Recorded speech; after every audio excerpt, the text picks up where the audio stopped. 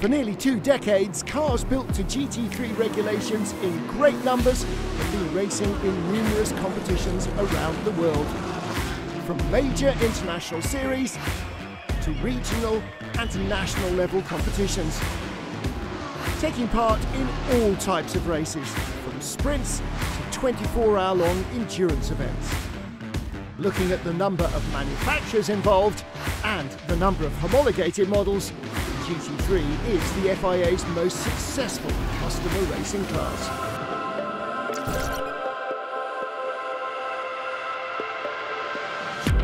GT3 it is the biggest racing platform in the world.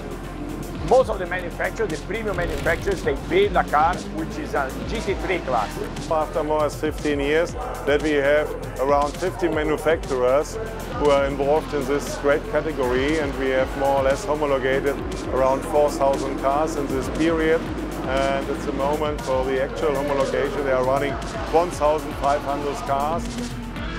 The GT3 class is tailor-made for the needs of customer racing, which means that a manufacturer builds cars, but instead of going racing themselves and entering the cars as works teams, they make them available for purchase by teams from around the world, which then run them in various competitions. For manufacturers, selling cars means revenue, and a presence in different markets means promotion. For the teams, customer racing means access to top-end, high-performance GT machinery with the support of the manufacturers and their customer racing programs. Teams can order a car like in a dealership, and they can run it all over the world. And also the spare parts and logistics are easily done by the manufacturers. Teams have also the support of them all over the world. The US as well as in China, in Europe, or in Australia. The running costs are not so expensive. An engine like this can be run more than 15,000 kilometers without any reversion. The development of the GT3 class has also had an important influence on the motorsport scene as we know it today. The balance of performance formula, which allows very different cars to compete against each other and which is in use across different motorsport disciplines and series, from touring car racing to cross-country rallying and to the FIA World Endurance Championship and its headlining hypercar class, was first introduced in GT racing in the mid-2000s and developed through the GT3 class. GT3, we have very different cars, different car architectures competing together with the principle of the balance of performance. FIA and all the promoters, they try to make the cars very close to each other because, of course, we have cars with front engines, the cars with rear engines, the cars with mid engines. So FIA tries to find a balance to make sure that all the cars are very competitive. The GT3 cars are coming from the road cars, from supercars, are being developed by the manufacturer for passionate people. So the way the car has been developed make it quite affordable in terms of driving skills. That allows a different level of the drivers to compete together. We all have the same tires. We all have ABS. So it is a mix of the super sophisticated cars and the base cars. The cars have a good amount of downforce, so it allows very high-speed movements to be very fast, but at the same time allows less professional drivers to also enjoy racing. So that's why GT3 is getting very popular nowadays. From 2024, GT3 class cars are part of the FIA World Endurance Championship grid, replacing the much-loved GTE class that has been part of the series since day one. This season, GT3 cars in the FIA World Endurance Championship join the hypercar class cars on the grid in a class labelled as LM GT3.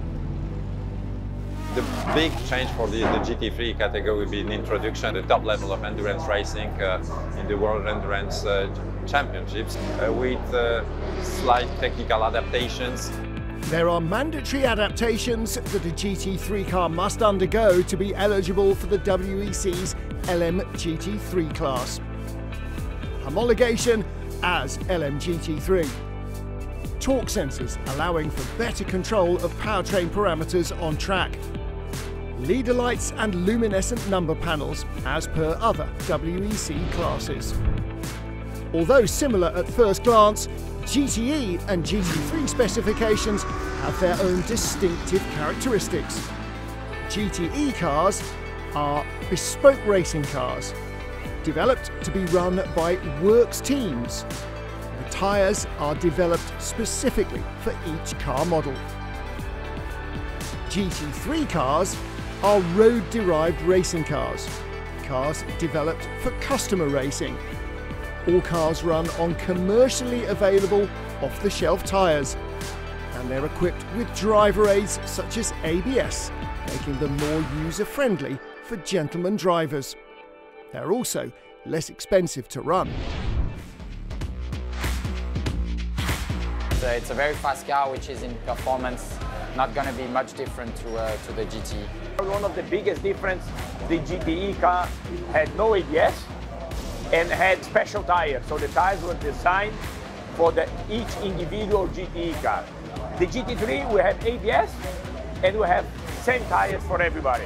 You can here brake a little harder, and the ABS helps you to regulate instead of locking wheels. The GT3 will last more physical force. With the ABS, we're going to have much more pressure on the brakes. Usually the GT3 are cars that you have to drive a little bit more aggressive, so they will be physically a bit more challenging. Both are fun, just a different approach. I would say everything is maybe one step down in terms of technology, downforce, tire grip. You might have a bit more change in terms of aero from one corner to another, and it's not as stable. Cars may be a little less technologically advanced than those of GTE specification, but they're more cost effective, are well suited to the needs of drivers of all experience levels, produce great racing, and most importantly, offer the FIA World Endurance Championship a great variety of makes and models. LMGTE AM in 2023's WEC season had Aston Martin, Corvette, Ferrari and Porsche.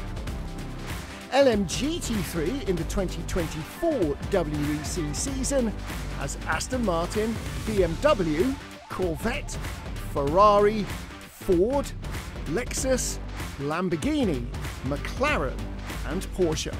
The competition in GTE has always been very strong, but definitely the last 3 years was a lot less brands than before. And I think the variety of brand makes it always exciting for the fans. Everybody has his own, preferred brand. If the cars are very close in terms of performance over one lap, there's always some strengths and weakness from each car, which produce good racing. There is a lot of advantage with the GT3, and it's bringing more competition, more teams, more brands, so it's a very good news for the sport.